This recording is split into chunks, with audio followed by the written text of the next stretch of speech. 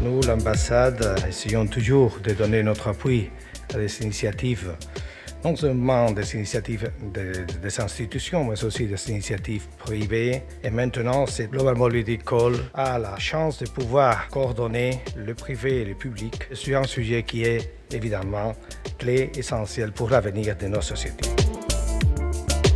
Pourquoi les Global Mobility Call? La mobilité durable n'est pas un secteur isolé. Ce n'est pas une industrie en soi.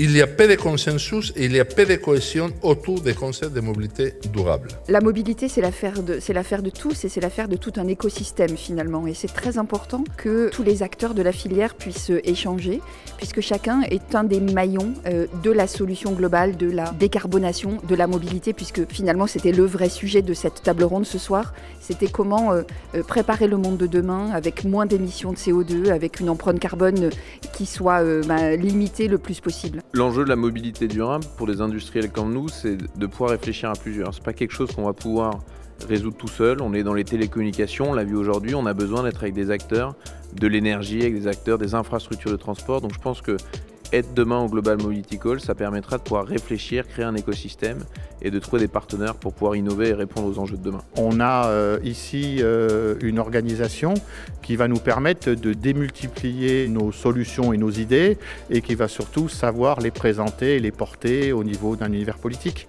Donc pour nous, c'est très important parce que c'est un véritable moteur et démultiplicateur d'idées qu'on ne pourra pas porter seul. C'est une solution globale qu'il faut trouver. Et on a bien vu qu'il y avait des problèmes de mobilité, d'énergie, la génération de l'énergie, le modèle économique, d'autonomie.